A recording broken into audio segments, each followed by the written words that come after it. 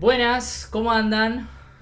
Bueno, acá estamos después de una semana movida para el mundo Boca, después de lo que pasó con quien era nuestro técnico, Miguel Ángel Russo, eh, quien falleció el miércoles. Eh, y bueno, debido a ese motivo y también porque no mandaba la cámara, no he aprendido, no había grabado. Quería hacerlo mucho antes, obviamente ya el tema no es cierto que pasó, pero bueno, ya pasaron un par de días, hubo fútbol en el medio, se jugó la fecha, salvo, bueno, obviamente el partido de Boca. Me parece que fue una mala decisión, me parece que no que Boca no juegue, sino que creo, por lo que representó Russo para el fútbol argentino, eh, me parece que lo lógico, independientemente de las fechas, se tendría que haber jugado igual. Con el agravante también de que era una fecha FIFA, digamos, ¿no? O sea, eh, es extraño que en una fecha FIFA se haya jugado el campeonato. Entiendo yo que fue por una cuestión de calendario. Pero bueno, cuando tenés un hecho tan importante que ocurre, hay cosas que son más importantes. Y esto lo demostró el presidente de Boca después de lo que hizo.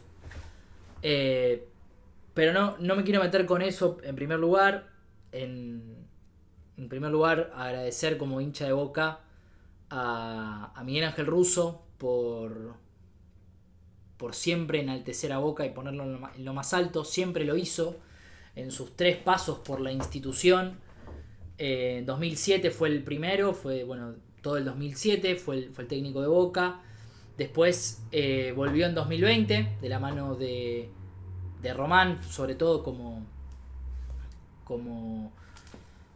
no como vicepresidente segundo, pero sí como el principal responsable del Consejo de Fútbol. Amial era el presidente en ese momento. Y estuvo hasta mediados de 2021, aproximadamente creo que hasta agosto de 2021. La agarra, Russo obviamente agarra en enero y en agosto de 2021, más o menos un total de 1 año y 7 meses. 19 meses fueron el tiempo que estuvo Miguel. Y bueno, después fue técnico de Boca a partir de junio. Es cierto que el primer partido de Russo fue en el Mundial de Clubes, finales de junio, perdón, principio de julio. Y bueno, básicamente fueron menos de 3 meses en los que Russo estuvo al mando de Boca. Es más, no llegan a ser casi 3 años. Y, y realmente, bueno, que Miguel haya pedido ser que lo dejen con la ropa de Boca, la verdad que es, bueno, es algo emocionante, es algo eh, que, a, que da mucho orgullo y con el respeto que lo trató toda la gente, no solo de Boca, sino como decía previamente al inicio de todos los hinchas del fútbol argentino. Quizás hubo alguna salvedad o alguna excepción, fue lo menos que vi en general en las redes o en los medios incluso. El respeto hacia Miguel, sobre todo en las canchas también. Y eso que hubo partidos, bueno, obviamente la excepción justamente fue Newells. Eh, no sé Gimnasia honestamente, pero sí sé que hubo, por ejemplo, hinchas de Gimnasia en el funeral de Russo. Pero incluso en cancha de River, por ejemplo, fue aplaudido y eso, bueno, habla un poco también de que fue un tipo que nunca cargó, nunca gastó, siempre educado, siempre correcto. Y sobre todo, creo que lo más importante fue vigente, porque más allá de que uno pueda decir que fue un homenaje en vida o esas cosas que estuve leyendo por ahí, Russo era un tipo vigente. El último campeonato de Russo que disputó, sacando el Mundial de Clubes, que obviamente le hizo Boca, estuvo a la altura con Benfica y con Bayern Múnich, obviamente no alcanzó, porque encima después quedaste afuera no ganándole a un equipo amateur, pero al margen de eso, llegó a un San Lorenzo, que bueno, hoy justo encima se da cómo sale el presidente de las sedes de Avenida La Plata con custodia policial, con socios e hinchas esperándolo. Eh, Russo en ese contexto de San Lorenzo que se prendía a fuego después de todo el lío que se armó con Insúa, lo que había pasado con el Pipi Romagnoli, un equipo que no tenía los sueldos al día, que tenía deudas, que tenía, bueno, un montón de problemas. Russo lo llevó a semifinales del torneo de apertura. Jugando de local la semifinal. Pierde con Platense, que después, bueno, termina siendo el campeón, pero San Lorenzo estuvo a nada de jugar una final contra Huracán, a quien tiene mayormente de hijo. Russo siempre fue un entrenador que se ayornó, siempre cambiaba su ayudante de campo, siempre quería estar actualizado. Me parece que lo que le daban esos jugadores era, bueno, un poco la perspectiva del jugador actual, cómo se manejaba un vestuario en ese momento, y además también entiendo yo por cuestiones de táctica. Me parece que Russo, más allá de ser un tipo que siempre planteaba partidos inteligentes, a veces podía pecar de ser un poco más cuidadoso con los equipos que proponía, pero bueno, haciendo un margen de los equipos que estuvo en Boca, a excepción de la última etapa, incluso este equipo tenía un par de, bueno, de destellos de un equipo que propone, que va a buscar, que tenía, bueno, a dos mediocampistas, a un doble 5 como Bataglia y Paredes, a Aguirre, un extremo, jugaba con dos delanteros por adentro, tenía Velasco, Palacios que rompían por afuera. El equipo que sale campeón en el 2020 con Salvio y Villa por los costados, con Tevez en un nivel extraordinario, Campuzano y Paul Fernández, que quizás Campuzano jugaba más de 5, pero en ese momento, o ese Campuzano por lo menos que pudimos ver, era un jugador que no te digo que pisaba el área, pero que sí tenía mucha injerencia en el juego del equipo. Y bueno, un Paul Fernández que sí llegaba al área, que sí daba asistencias, y que estaba muy metido en el armado del juego de Boca. Era un equipo muy, muy interesante de ver. Bueno, tenía laterales que iban como Buffarini y Fabra. Y los centrales, bueno, era lo que había quedado de todo el equipo, digamos, ¿no? Había jugado con Alfaro, a excepción de, bueno, Paul Fernández, que había llegado ese semestre. Pero López e Izquierdos, digamos, eran centrales más relacionados con Alfaro. Si bien en la final, en el último partido con Gimnasia, que tuvo la suerte de haber ido a la cancha ese partido, lamentablemente nunca históricamente fui tantas veces a la cancha de Boca. Siempre intenté ir las veces que pude. Por ejemplo, hoy no es un momento en el que estoy yendo a la cancha y la verdad que me mata eso. Pero al margen, haber vivido ese partido sin después las consecuencias que iba a tener, porque fue un 7 de marzo del 2020, 11 días después declaran la pandemia, hay un partido en el medio, ya con la pandemia declarada, que es el partido que Boca le gana a Independiente Medellín, que tuve la suerte también de ir a ese partido. Después lo que terminó significando para, por ejemplo, Carlitos, que bueno, fue el último partido que el papá lo vio en cancha, fue el último partido de Tevez con gente, como jugador no solo de Boca, sino profesional. Obviamente fue el último partido de Diego Maradona con gente. Un Diego que, símil Russo, terminó su vida dirigiendo un equipo, estando en actividad. También lo había hecho Pastoriza anteriormente. Con lo cual, bueno, lo que representó ese Boca Gimnasia, sobre todo a posterior, y lo que va a terminar dejando, va a ser una fecha inolvidable para el hincha de Boca. No tengo dudas. Y además también lo que deja en claro es, me animaría a decir esta palabra, que es la idolatría de Miguel Ángel Russo. Por supuesto para Boca, otros equipos como por ejemplo Rosario Central, que lo ascendió estando en la B en 2013, después lo sacó campeón 10 años después, ya había dirigido antes, si no me equivoco, en el 97, fue entrenador de Central, que bueno, es donde le gana el clásico a Newell's y es donde, bueno, Newell's abandona. Y bueno, dirigió a Lanús, que fue el tiempo donde más estuvo como entrenador. Después estuvo pasando incluso por otros países. Es muy querido en Colombia, en Millonarios. También estuvo en Vélez Sarsfield. También dirigió Racing en una etapa de Racing igual bastante complicada. Creo que era la época de Blanca y Celeste, era la era pre-blanco, digamos, en 2010. En Vélez sale campeón en 2005. Después, se queda hasta la apertura 2006 y después hace el enroque con la Volpe, que después de haber perdido la final con Estudiantes de La Plata, Russo termina embarcando en Boca.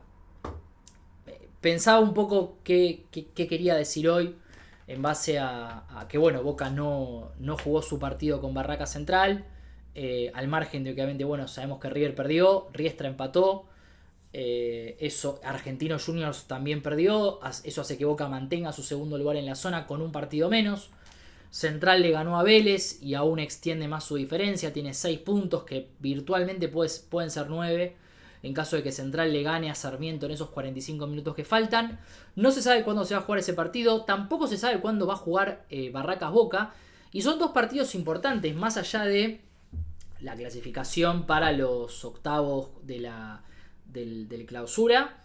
En el caso de Sarmiento se está jugando la permanencia, entonces es un partido importante. Central se está jugando también la clasificación en la Libertadores, y Barracas, que tiene 43 puntos, está también cerca de llegar a esa zona, está en zona de Sudamericana, puede aspirar a zona de Libertadores, si obtiene un buen resultado con Boca, y después viendo qué otros resultados se pueden dar, y además faltando 4 fechas para que termine el campeonato. A Boca le queda, sacando el partido con Barracas, le queda Belgrano de Córdoba, le queda Estudiantes de La Plata, le queda River y le queda Tigre. Le quedan 4 partidos al conjunto ahora dirigido por Claudio Úbeda. Y obviamente, contando el partido con Barracas, son 5 partidos que Boca se va a estar jugando de la clasificación. Después habrá que ver qué pasa si Boca no clasifica directamente, o por ejemplo clasificase por repechaje. Es decir, si sale tercero, tendrá que depender de, por ejemplo, quién gana la Copa Argentina, que hoy en día está River, como de los puestos más altos está River. Y también está Argentinos Juniors, que si bien ha perdido puntos, en estos últimos 4 partidos puede dar la remontada. Y después habrá que ver, por supuesto, quién gana el campeonato, que eso va a ser lo más difícil. Nadie se anima a decir quién va a ganar el torneo, incluso Central, que hoy por hoy quizás los últimos 3 partidos levantó muchísimo su nivel. Pero en este video, básicamente agradeciendo a Miguel Ángel Russo y recordándolo como fue un gran entrenador. Yo, si bien, como creo que todo hincha de Boca, habremos tenido nuestros resquemores con él, quizás en la segunda parte, en la final de la segunda etapa de Russo, a mí me pasó particularmente, no lo voy a decir por nada, la verdad que no me gusta decirlo, pero a mí siempre, a Russo lo defendí siempre con mis amigos, o incluso cuando hablábamos con mis amigos de que a Russo lo defendía, porque me parecía que es el prototipo de entrenador que tiene que tener Boca. Un entrenador longevo, con experiencia y que sepa manejar egos y grupos. Más allá de un tacticista, ¿no? Porque obviamente, ¿quién puede negar las cualidades tacticistas de Miguel Ángel Russo o de Bianchi, por ejemplo? Que también fue más allá, pero yo creo que Bianchi, más allá de ser un tacticista, era un tipo y que planteaba bien los partidos, que obviamente no es una pavada. Me parece que lo más importante que ellos hicieron fue a ser jugadoristas. Y que los jugadores los quieran, los respeten y vayan al frente por ellos. Que les crean. Me parece que lo que pasó, por ejemplo, en el tramo de Diego Martínez fue que los jugadores dejaron de creerle. Lo que le pasó al Mirón fue que los jugadores dejaron de creerle. Me parece que con Gago ocurrió lo mismo. Es cierto que el plazo de Gago fue corto, pero la realidad es que me parece que Russo era muy querido por los jugadores en esta última etapa. Es cierto que pasó lo de Rojo, pero Rojo también tuvo sus motivos para...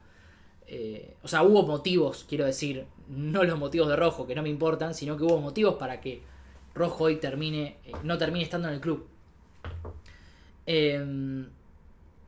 Entonces me parece que, volviendo al tema un poco de los resquemores, yo con Russo, por ejemplo, el partido con Racing, que Boca queda fuera por penales, un Racing malo, era el Racing de Pizzi que estaba un poco en remontada, pero no era el Racing de Becasese, que también había tenido, había quedado eliminado con Boca en la Libertadores. Eso hace que Becasese después termine el campeonato y se vaya, pero era un Racing que había perdido con River 5-0, un equipo que no tenía mucha identidad, y Boca apostó al empate, fue a los penales, que en ese momento, bueno, le habíamos ganado a River y estábamos como en ese vendaval. Terminamos quedando eliminados en San Juan por penales, con una sensación bastante amarga. Y ya, bueno, Boca había quedado eliminado también, dando una cara muy floja contra Santos en Brasil. A mí particularmente, yo, o por lo menos en mi caso, me parece que la mayoría igual, no lo adjudica tanto a Russo, sino me parece más a los jugadores. Que los jugadores no pusieron lo que había que poner en ese partido. Boca estaba a 2 partidos de ser finalista de América, una final que encima era contra Palmeiras, que bueno, Palmeiras después termina saliendo campeón, pero la paternidad de Boca con Palmeiras se sabe hasta el día de hoy. Incluso Boca lo vuelve a enfrentar en 2023, hace 2 años, y lo termina eliminando. Entonces te daba la sensación de que Boca podía, si jugaba una final con Palmeiras, más allá de que era un Boca... era un Boca que tenía rendimiento. No era el Boca del marzo del 2020, de este Boca tan recordado en ese partido con Gimnasia, pero era un Boca que podía dar pelea en una final. No estaba más Paul Fernández, y entiendo yo que era el único cambio, porque bueno, estaba Andrada, estaba Buffarini, estaba López, Izquierdos, estaba Fabra. El reemplazante de Paul Fernández es el Pulpo González, que bueno, no, ya en un momento, no sé si no me gusta decir la palabra entrada en años, porque sigue jugando al fútbol. De hecho, convirtió un gol, el gol del triunfo contra San Lorenzo. Entonces también me cuesta decir eso, pero de hecho el Pulpo González había tenido una muy buena serie con Racing incluso. Con el Racing, que bueno, Boca termina eliminando en pandemia, ganándole 2-0, con goles de Salvio y Villa de penal. Entonces parecía que el Pulpo González podía ser ese Paul Fernández que faltaba en el equipo. En ese momento se hablaba de que bueno, Paul no estaba por el tema del contrato y demás, que bueno, se había terminado yendo. Después retorna a Boca en 2022, pero también Capaldo tampoco no encontraba su lugar. Estaba Cardona en el equipo. La crítica fue, che, ¿por qué no juega Cardona? De hecho, Cardona no jugó ningún minuto contra Santos, y después termina jugando el domingo con Banfield, hace un golazo, Boca sale campeón, también por penales. Y después en esa última etapa, Boca en el campeonato no ganaba. De hecho, Salvio se rompe los ligamentos cruzados. Boca empieza a tener un inconveniente respecto a los jugadores, las lesiones. A Tevez le empieza a ocurrir, bueno, lo de el problema de salud de su papá. Después termina falleciendo, y Tevez elige dejar de jugar al fútbol a mitad de año. Y Boca arranca el torneo con el segundo semestre del 2021, con una derrota con Mineiro al toque creo que fue ni bien empezó la temporada. Boca que no mereció perder, a Boca lo cagaron los 2 partidos, pero Boca tenía un plantel peor del que tenía a principio de ese año. De hecho, bueno, tiene el lío con Cardona, que va a la Copa América y no vuelve. Después se va a Villa y tampoco vuelve. Y ese Boca le termina ganando a River. Ese Boca que juega con Pavón y Briasco delanteros y Ramírez de enganche, que fue creo el mejor partido de Ramírez en Boca. Creo que la sola llegada de Ramírez justificó ese partido. Boca jugó con Pulpo González, Rolón, de doble 5. Ramírez jugaba como un tercer mediocampista, 2 delanteros, Pavón y Briasco, y jugó con línea de 5. Fue el debut de Advíncula. Jugó Sandes de lateral izquierdo, porque Fabra creo que había vuelto de la Copa América. Me parece que Fabra en ese partido estaba lesionado. Y Boca jugó con 3 centrales: Zambrano, Izquierdos y Rojo. Y el arquero fue Rossi, claramente. Recordamos esa cara de Rossi sonriéndole a Julián Álvarez. Creo que es uno de los pocos penales que robó. Creo que ese y el del Real Madrid deben ser los únicos penales que de la tanda de la Champions contra el Real Madrid, debe ser de los únicos que Julián Álvarez no ha convertido. Pero en definitiva, los 2 equipos de Miguel, los 2 buenos equipos de Miguel en Boca, que es el de 2007 y el del 2020, tienen muchos parecidos. Russo llega, como decía antes, Russo llega a Boca en 2007 después de que Boca se le escape un tricampeonato increíble, creo que por lo menos desde que yo estoy vivo, es una de las pechadas más grandes de la historia del club. No recuerdo, no sé si hay otra antes. Hubo un campeonato que también Boca pierde del Bambino Veira, pero bueno, fue mano a mano con River y Boca lo termina perdiendo sobre el final. Pero ese campeonato de la Apertura 2006 lo había arrancado el Coco Basile, otro entrenador longevo, que quizás no es tan reconocido por ser tacticista. No digo que no lo sea, me parece que no es su principal virtud, o no era su principal virtud, actualmente no está dirigiendo. Pero era un Boca que volaba. Era un Boca que en esos primeros dos campeonatos, Apertura 2005, Clausura 2006, tenía al Pocho Insúa de enganche. Tenía como arquero, por ejemplo, el Pato Bondancieri. Tenía jugadores como, por ejemplo, el Flaco Vilos. En esa Apertura 2006, que arranca el Coco Basile dirigiéndolo. De hecho, el Coco Basile se va después de ganarle la Recopa al Sao Paulo. Boca tenía, por ejemplo, a Marino de enganche. No tenía más a Insúa. Tenía un Rodrigo Palacio en un nivel extraordinario. Tenía un Fernando Gago cada vez más importante en el armado del equipo. No tenía más al Pato Bondancieri, por eso lo nombré al principio. El arquero era Bobadilla. Seguían, por ejemplo, jugadores como el Negro Ibarra. Estaba Silvestre. Estaba Morel Rodríguez. Estaba Crupoviesa en ese equipo. Después, bueno, estaba también Pablo Ledesma, estaba Neri Cardoso en ese Boca que termina ganándole al Sao Paulo, y esa termina siendo, bueno, la llegada del Coco Basile de Boca a la selección argentina. Que bueno, después de la renuncia de Bielsa, perdón, después de que Pekerman termina perdiendo o quedando eliminado del Mundial y no renovando su contrato, Julio Rondona decide llamar al Coco Basile para que lo salve. Y bueno, el Coco Basile estaba en un nivel extraordinario. Quién sabe qué hubiese pasado, ¿no? En estas cosas de la vida, si el Coco Basile hubiese continuado en Boca, ¿no? Porque a veces uno diría, bueno, si Coco Basile hubiese seguido en Boca, quizás era tricampeón del fútbol argentino, hecho que Boca nunca ha logrado hasta la fecha. Pero ¿quién te garantizaba que Boca hubiese ganado? Me tengo que correr para la derecha. Temas de foco. Lo vi después de 22 minutos de video. ¿Quién hubiese garantizado que el Coco Basile hubiese sido campeón de América? ¿No? Estas cosas que yo creo que si vos al hincha de Boca le das un papel y decís, mirá, este campeonato lo vas a perder. Boca, por ejemplo, llegando a las últimas dos fechas con 4 puntos de ventaja sobre Estudiantes. Boca tenía 44 y Estudiantes tiene 40, no me lo olvido más. Y en los últimos 6 puntos Boca termina perdiendo los 2 partidos, con Belgrano en Córdoba y con Lanús de local. El técnico de Boca era Lavolpe, era Ricardo Lavolpe. Y Estudiantes termina empata con Argentinos Juniors. Eso es lo peor, no es que Estudiantes gana los 2 partidos. Estudiantes empata con Argentinos Juniors, lo empata sobre la hora Gonzalo Choy González, reconocido ex jugador de Gimnasia de La Plata, uruguayo él. Me imagino que no creo que sea hincha de Gimnasia, pero por lo menos muy identificado con el logo. Y en la última fecha Estudiantes le gana 2-0 a el Arsenal de Gustavo Alfaro, que después, bueno, terminó siendo técnico de Boca, incluso campeón con Arsenal, y hoy técnico de la selección de Paraguay. Boca pierde esa final. Lavolpe dijo, si yo pierdo este campeonato, me parece que fue cuando Boca le gana a Newell's. Boca, antes de jugar con Belgrano de Córdoba, juega con Newell's y le gana, creo que 4-1, me parece. Boca que volaba. Realmente ese equipo estaba en un nivel espectacular. Basile le dio una Ferrari. Lavolpe continuó más o menos con ese equipo, pero, por ejemplo, Boca perdió el clásico.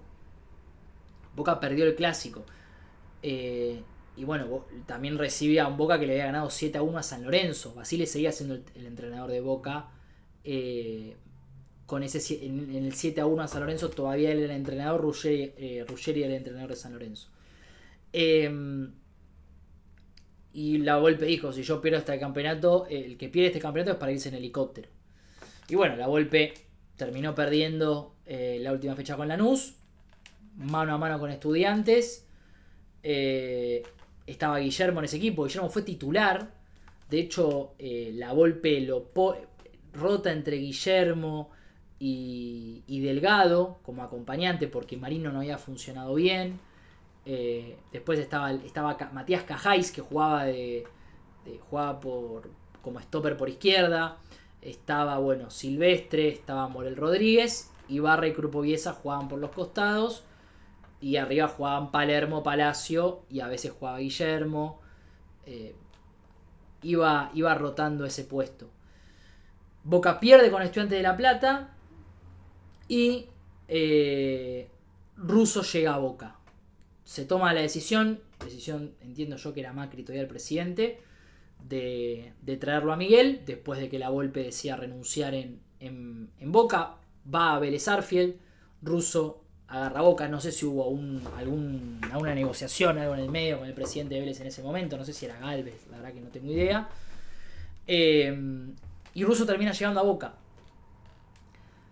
que mantiene el mismo equipo. Sigue estando Rodrigo Palacio, sigue estando Martín Palermo, estaba Guillermo, el Chelo Delgado se va a Belgrano de Córdoba, no está más el Chelo Delgado. Llega un Jesús Dátolo, muy joven, entiendo yo que venía de Banfield. Estaba también, por ejemplo, bueno, si no me equivoco ya estaba Bataglia en ese equipo. Y por ejemplo Boca trae el Cata Díaz, que había jugado que había salido de Rosario Central. Y Russo sube a dos pibes que son, por ejemplo, que son Maidana y Vanega, que fueron claves. Maidana no fue titular hasta el otro año, que ya con Isquia juega más. De hecho, Ibarra se lesionó bastante en ese momento y Maidana jugaba de 4, a veces jugaba de 2, pero generalmente iba por la derecha. Y llega Caranta a Boca también, proveniente de Instituto. Porque bueno, Bobadilla no había dado la talla, había sido bastante responsable de los goles que le habían hecho a Boca. No con algún blooper en específico, pero era un arquero que no estaba dando la talla, no era lo que fue el Pato Bondancieri. Caranta no terminó siendo tampoco un arquero extraordinario, pero era un arquero regular que sabías que no te iba a fallar. Pero no terminó siendo un arquero tan importante. Creo que de hecho de los arqueros campeones de la Libertadores en Boca, Hugo Gatti 77-78, Córdoba 2000-2001, el Pato Bondancieri 2003, digamos que Caranta era el arquero que será menos recordado. De hecho, Caranta le hizo juicio a Boca. Entonces, no va a quedar en la historia grande. Sí, obviamente todos sabemos que si Caranta hubiese sido el arquero y no se hubiese lesionado en el 2008, hoy quizás Boca tendría 7 Libertadores. Porque el equipo del 2008 jugaba mejor que el del 2007, pero todos vamos a recordar el del 2007 porque fue primero la última vez que Boca ganó la Libertadores y porque Boca levantó el trofeo, ¿no? Y bueno, Russo empieza y Russo arma un equipo que siempre a Russo se lo criticó de armar equipos longevos, ¿no? De no probar a los pibes. Vanega se adueñó de la mitad de la cancha de Boca, con un Gago vendido al Real Madrid, con un Bataglia que estaba en el plantel, pero sin embargo el 5 era Vanega, el 8 era Ledesma, por izquierda jugaba Neri Cardoso, a veces jugaba Dátolo también, Dátolo que después terminó siendo un gran jugador. De hecho, bueno, Dátolo también se gana más la titularidad, le saca el puesto a Neri Cardoso también ya con Isquia el otro año. Morel Rodríguez, que después terminó jugando de 3, en ese Boca campeón era más 6, jugaba más de 6. No era tan defensor, no era tan lateral por izquierda. El negro Ibarra era el 4. El Cata Díaz era el 2. A veces jugaba Silvestre, pero generalmente el 2 era el Cata Díaz. Y el 3 de Boca era Krupoviesa, ¿sí? A veces también jugaba Morel Rodríguez y a veces Silvestre jugaba en la saga con Cata Díaz. Pero Morel Rodríguez generalmente era el que jugaba de 6. Ledesma, Bataglia, Neri Cardoso, Riquelme, y acá es lo más importante, vuelve Riquelme a Boca después de 4 años y medio, porque Riquelme se va en junio del 2002, y Román después de 6 meses de inactividad en el Villarreal. Algo increíble porque Riquelme en el principio, previo al Mundial 2006, había muchos rumores que Román podía jugar en el Real Madrid como reemplazante de Zidane, que ya se sabía que se iba a retirar en el Mundial. Román termina siendo un Mundial irregular porque Argentina queda eliminado en cuartos de final con él sin estar en cancha, siendo reemplazado por Cambiaso insólitamente, faltando media hora para que termine el partido. Eso es otra historia. Y después Román pelea con el presidente, con Pellegrini en ese momento que era el entrenador, y Román llega a Boca en 2007. Llega a Boca con 29 años, 27 años. Y en ese momento también Román era un poco la manija de la selección argentina. Ni hablar con Basile. Estaba, por supuesto, ya estaba la figura de Messi. Y Messi también le peleaba ese lugar. Por supuesto que hay una guerra de egos. Que se termina un poco de asperar, dicho después por Batista, en los Juegos Olímpicos de Beijing. Pero en ese momento había como una puja en el liderazgo de la selección entre Román y Lionel. Y Riquelme vuelve a Boca en un nivel extraordinario. Como lo había demostrado en el Villarreal, en Boca sacó diferencia. Y también me parece que hubo un entendimiento muy claro con Russo. Porque Russo también logró que Tevez sea la mejor versión desde su vuelta a Boca, ¿no? También está la versión de Tevez del 2016 con Guillermo, previo a que, bueno, decida irse a China. Ese Tevez también ganaba los partidos solo. Ese último Tevez de esa segunda etapa en Boca. Pero Román estaba en un nivel extraordinario. Y por supuesto tenía un Rodrigo Palacio que volaba. Rodrigo Palacio, un delantero determinante, que hacía goles, se le recriminaba mucho que erraba muchos goles, pero Palacio generaba un montón de situaciones de gol por partido. Lo que te exigía Palacio era increíble. Y estaba por supuesto Martín, ¿no? Leyenda de Boca, que ya estaba en el club hace tiempo. Palermo volvió a mitad de 2004 con Brindisi de entrenador. Le tocó vivir la mala ese primer año sobre todo. Después, bueno, la eliminación contra el Chivas de Guadalajara. Y bueno, una vez que llegó el Coco Basile, Martín empezó a tomar su protagonismo. Él era el capitán del equipo. Él siempre fue el capitán del equipo. Incluso estando Russo de entrenador. Y Miguel, que toma la decisión justamente de el Chelo Delgado no va a ser tenido en cuenta. Y en mitad del campeonato, Guillermo, luego de un partido con Gimnasia, justamente en el que Boca creo que gana 6-0, Guillermo es titular y bueno, termina así dando su despedida del club previo a jugar las fases finales de la Copa Libertadores, que en ese momento se jugaba en un semestre. Y Boca termina logrando la mayor goleada en la historia de las Copas Libertadores, con 5 goles de diferencia, ganándole a Gremio 3 y 2-0 respectivamente. Después de sufrir bastante con el Cúcuta, perdiendo 3-1 en la ida, ahí atajó Bobadilla, en la vuelta atajó Caranta y bueno, Boca ganó 3-0. Después, bueno, previamente había eliminado a Libertad de Paraguay con un Román que supuestamente jugó desgarrado ese día. Uno elige creer ese mito de que Riquelme jugó desgarrado y que Boca ganó en Paraguay 2-0. Y justamente lo que tocó en octavos de final, estoy yendo de adelante para atrás, no sé por qué, toca eliminar a Vélez Sarsfield. Después de la patada, bueno, de César a Palacio. Boca gana 3-0 en la ida y pierde 3-1 en la vuelta con un gol casi olímpico de Riquelme, por así decirlo. Pero ese Boca jugaba muy bien al fútbol. Y siempre se habló de que fue Román solo quien ganó la Libertadores y se obvió todo el tiempo lo que jugaba ese equipo. Boca realmente estaba en un nivel muy alto. En la apertura 2007 Riquelme tiene que volver a Villarreal porque el contrato había sido un préstamo por 6 meses sin opción de compra. Vuelve a Villarreal, vuelve a no jugar. Y lo pierde a Román para emprenderle clubes. De hecho, Milan, me acuerdo que había hecho como una petición de que Riquelme no podía jugar. O sea, imagínense lo que pesaba Riquelme en ese momento. Román no termina jugando en Mundial de Clubes. Boca termina perdiendo con Milan 4-2. En el campeonato Boca estuvo muy cerca de pelearlo. No juega. En la Sudamericana la pierde con pierde con Sao Paulo, me parece, la Sudamericana. Y en el campeonato termina saliendo campeón el Lanús de Ramón Cabrero. Boca termina perdiendo el campeonato con Tigre, con el Tigre de Diego Caña en un partido que adelanta en la última fecha. Y Boca pierde 2-1 con Tigre y ahí ya, faltando una fecha, no tenía chances. Boca igualmente juega la última fecha con Lanús, que sería la fecha, era la fecha 18, digamos. Tigre tenía que jugar con Argentinos Juniors, si no me equivoco, Argentinos Juniors era, no me acuerdo. Pero bueno, Tigre no gana su partido, Tigre pierde y Lanús al empatar termina saliendo campeón. Hay una diferencia de 3 puntos. Tenía que esperar a que Lanús pierda y Tigre ganar para forzar un desempate, no pasó. Y ese Boca se quedó muy cerca de pelear el campeonato, terminó saliendo tercero.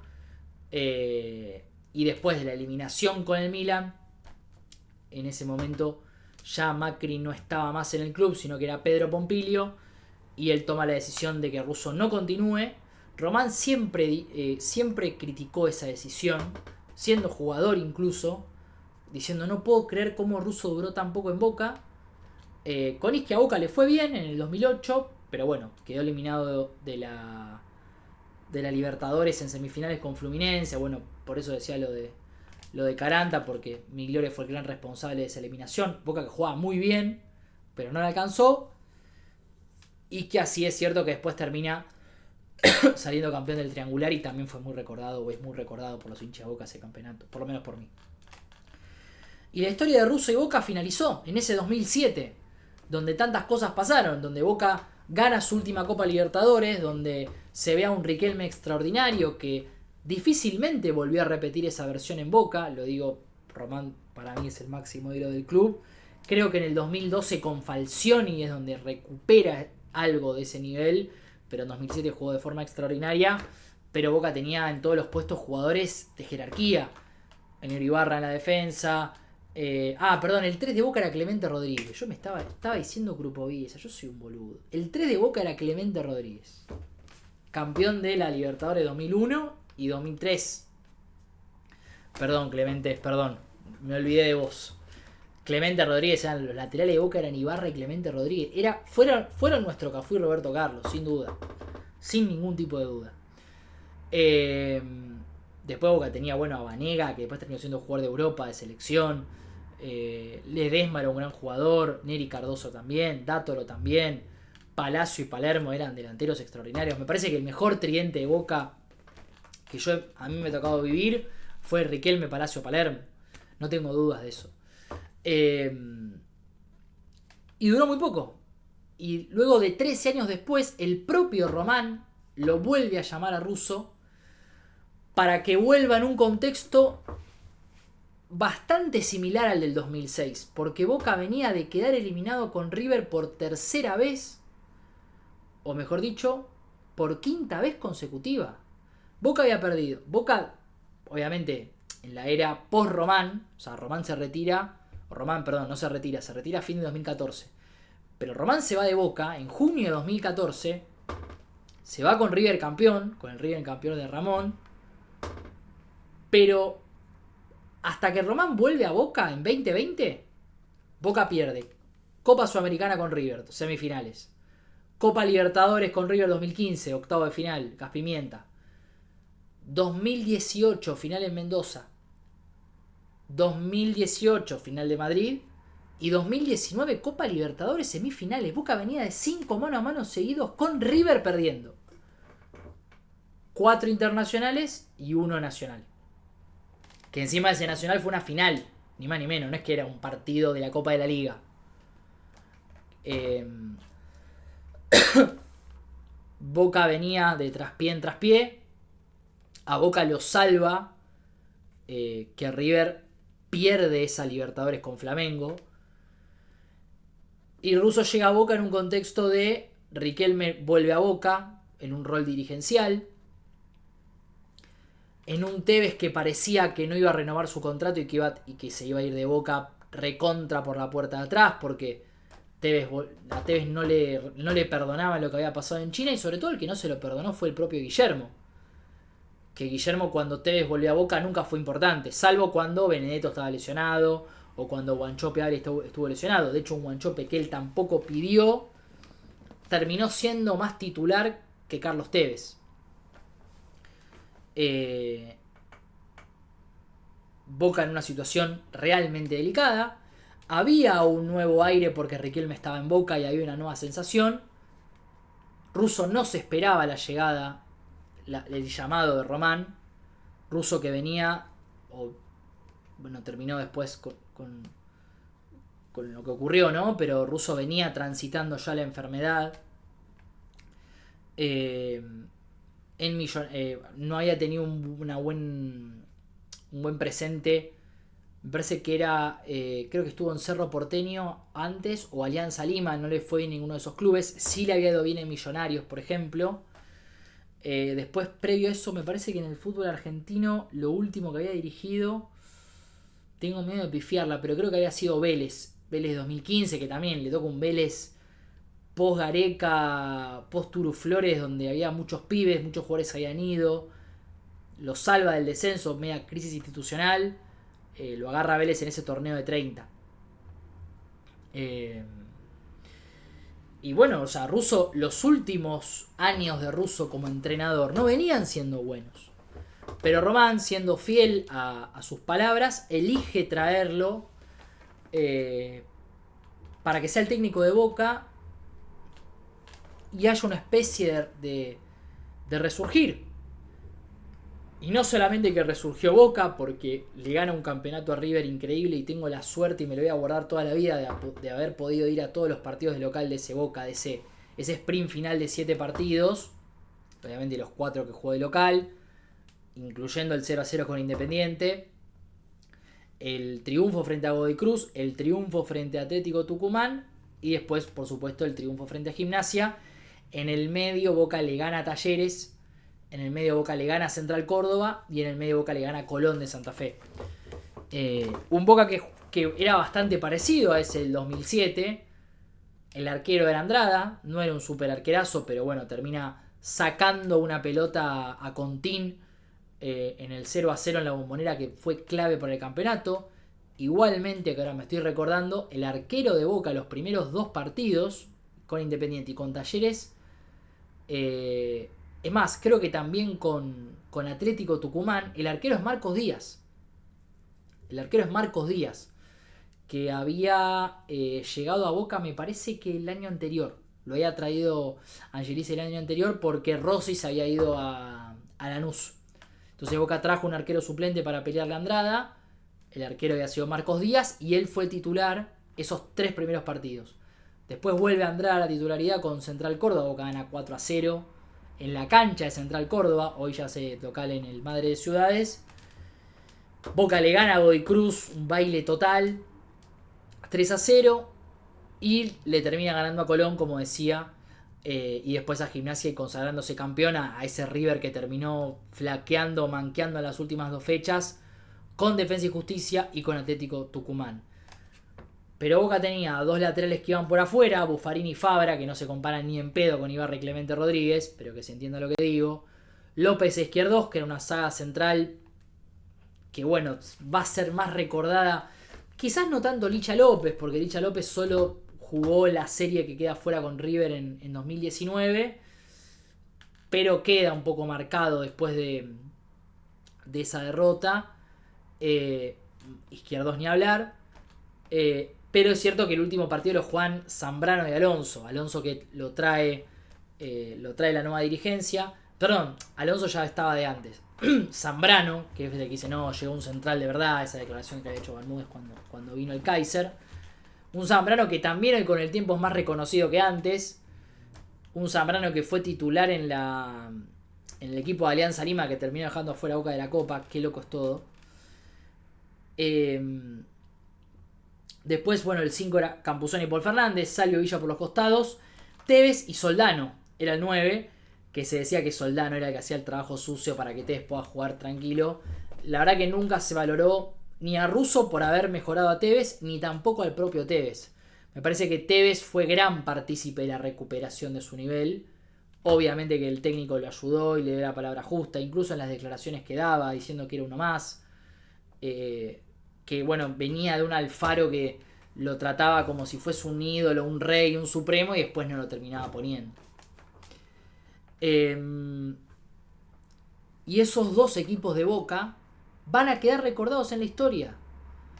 Porque fueron dos equipos, o en dos situaciones puntuales en las que Boca venía endeble, venía muy cuestionado, muy criticado.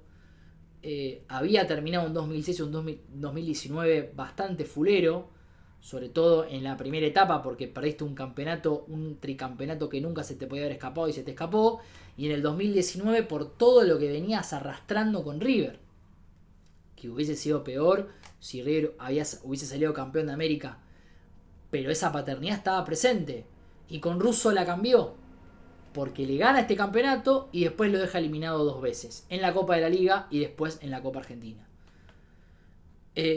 Con lo cual, las palabras de agradecimiento para Russo son eternas. Nos dio muchas alegrías, nos dio para mí el título más recordado a nivel local, por lo menos en estas décadas, o por lo menos en esta década. Nos dejó el último gran recuerdo, que es la Copa Libertadores, y Román tuvo el gran gesto noble, sin buscar nada a cambio, y jugándose el puesto y jugándose que el hincha lo critique, quizás con razón por desconocer el motivo real, de que Russo tenga su... no me gusta decir la palabra homenaje, pero su reconocimiento como el gran entrenador de fútbol que fue y lo importante para Boca que fue. Como así es la vida, es recordado una vez que Russo, ya un Russo que no está entre nosotros. Pero también la vida o Dios o lo que fuese es justo, porque el último partido de Miguel fue en la cancha de Central, donde también es amado, donde también es querido, y pudo presenciar ese partido. Con lo cual, solamente de un hincha de Boca decirle gracias a Russo por todo lo que nos dio. Enaltecer el gesto de Román de darle esa posibilidad de que sea el técnico de Boca en el Mundial de Clubes y que en sus últimos días haga lo que que haya hecho lo que ama, que es estar en una cancha de fútbol. Él después, dichos que bueno, su familia después le contó a periodistas de que si él hubiese estado en la casa mucho tiempo antes o descansaba mucho tiempo antes, se hubiese muerto mucho tiempo antes. Y también te deja este mensaje de que quizás por eso también hago estos videos, donde seguramente uno hace lo que le gusta y ya, no tiene un motivo, una esperanza, o a veces, bueno, pero si no lo ve la gente no sirve, si no hay nadie del otro lado, ¿para qué lo hago? O si no me da un rédito económico, no lo hago. Y me parece que el mensaje de Russo es ese, de vivir y de morir, porque se trata de vivir también haciendo lo que uno ama hacer. Y cuando uno hace lo que ama hacer, que no es fácil encontrarlo también, uno tiene que encontrar lo que uno ama hacer, hacerlo hasta el final. Y Russo lo hizo hasta el final de sus días. Por eso creo que es lo más importante. Y de nuevo, gracias a Miguel por todas las alegrías que nos dio como hinchas de Boca. Gracias, esto fue todo. Nos veremos la próxima, seguramente en el post partido de Boca contra Belgrano, que será este sábado a las 18 horas. Seguramente haya un gran homenaje para Miguel. Se lo merece, ojalá que así sea. Y bueno, será hasta la próxima y vamos Boca. Que esté muy bien. Hasta luego.